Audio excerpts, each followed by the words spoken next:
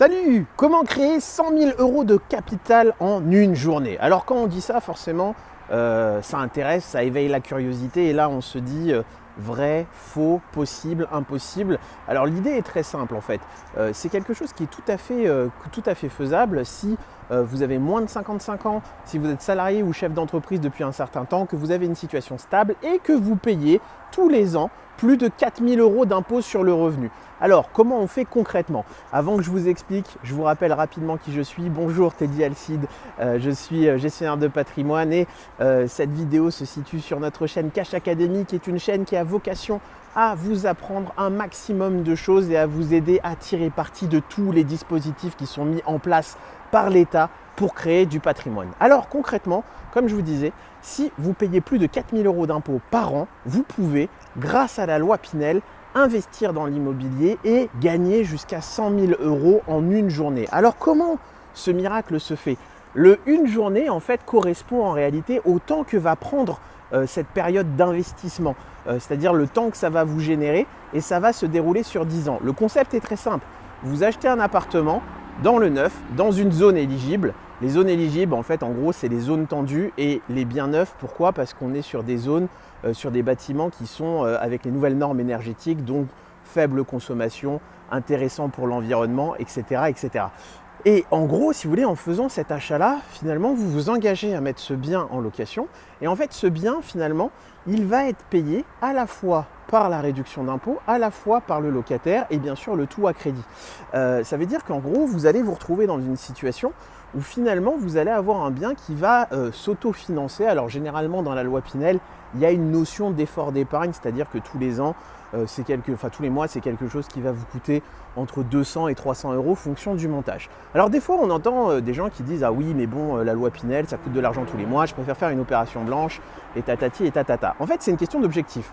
Si jamais vous êtes dans une situation dans votre vie où vous ne gagnez pas assez d'argent tous les mois, vous êtes un peu juste financièrement, et bien forcément, il ne faut pas faire la loi Pinel.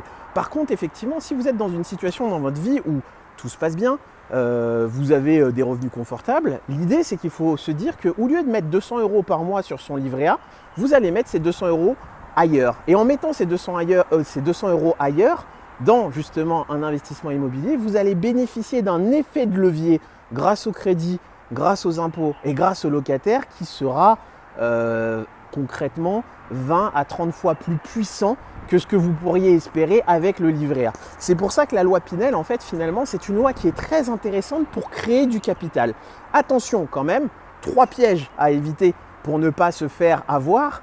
Il faut acheter un bien immobilier dans une zone qui est pertinente. Et oui, ça reste de l'immobilier, donc la notion d'emplacement est essentielle. C'est-à-dire que il ne faut pas acheter à côté de chez vous, même si vous êtes très content parce que vous avez le sentiment que vous allez maîtriser la chose. Non, il faut acheter dans une zone où il y a un potentiel. Alors une zone où il y a un potentiel, qu'est-ce que c'est? C'est une zone où il y a un bassin d'emploi, c'est une zone où il y a des commerces, c'est une zone où il y a des services, c'est une zone où finalement on sait qu'on va louer sans problème et surtout dans 10 ans revendre sans problème. La deuxième erreur qu'on fait souvent, c'est d'acheter dans des zones qui sont déjà très chères.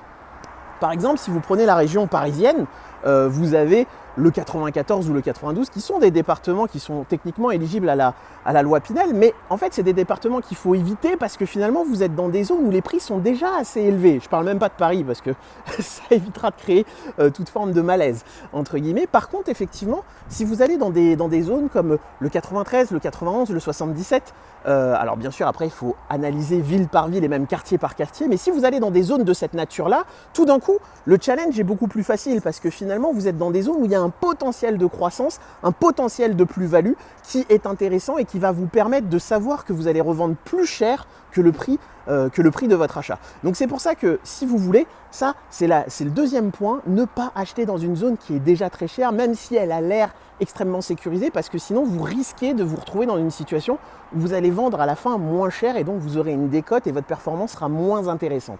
La troisième chose sur laquelle il faut faire attention quand vous vous lancez dans une opération de cette nature, c'est que souvent on se dit pour économiser les frais de gestion, je vais pas le mettre en location avec une agence, je vais le faire directement. Et c'est la mauvaise idée parce que la gestion par une agence, effectivement, vous soulage, mais surtout vous garantit entre guillemets, que vous serez payé tous les mois, que ça va bien se passer et que vous aurez finalement une rotation assez faible. Et c'est pour ça qu'en fait, si vous voulez, ça c'est un dernier aspect qui est vraiment fondamental et extrêmement important en fait, si vous voulez, c'est que pour que votre opération en loi Pinel, elle se passe bien, il est vraiment important en fait d'accepter entre guillemets, de prendre des garanties, de passer par une agence de gestion locative qui va effectivement vous coûter de l'argent, de prendre des garanties, loyer impayé, vacances locatives, idéalement de bien faire attention à avoir un loyer impayé sans franchise et si possible une vacance locative sans franchise aussi.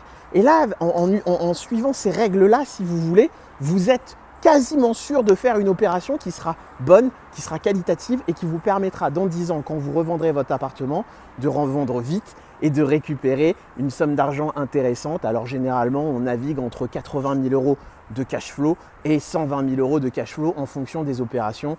Tout dépend si vous avez acheté un bien à 200 000, 250 000, 300 000 et bien sûr de la rentabilité locative.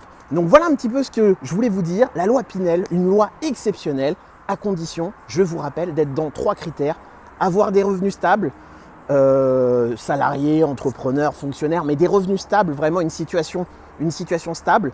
Deuxième point très important pour que ça fonctionne finalement, payer plus de 4 000 euros d'impôts par an, sinon c'est pas pertinent. Troisième point, avoir des facilités pour mettre de l'argent de côté, 200, 300 euros par mois. Enfin, idéalement, même ce que je dis souvent, c'est que voilà, si vous mettez 500 ou 600 euros de côté et que vous consacrez 200 à 300 euros à votre investissement en loi Pinel, finalement, il n'y a pas de sujet. Donc voilà un petit peu les règles à respecter. J'espère que cette vidéo vous a plu. Si c'est le cas, n'hésitez pas à cliquer sur la petite cloche pour vous abonner à la chaîne et à me donner tous vos commentaires pour que je puisse voir un petit peu vos questions et y répondre de façon encore plus précise. Eh bien écoutez, je vous remercie, abonnez-vous, à très vite pour la prochaine vidéo. Ciao!